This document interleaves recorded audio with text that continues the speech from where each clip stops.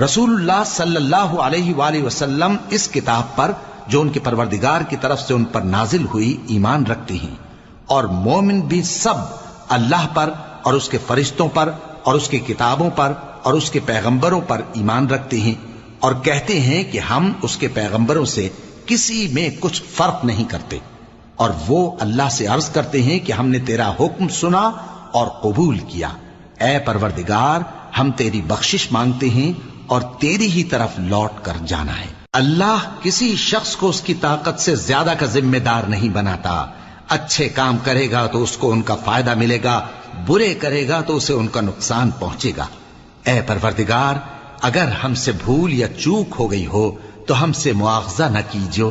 اے پروردگار، ہم پر ایسا بوجھ نہ ڈالیو جیسا تو نے ہم سے پہلے لوگوں پر ڈالا تھا۔ اے پروردگار، جتنا بوجھ اٹھانے کی ہم میں طاقت نہیں اتنا بوجھ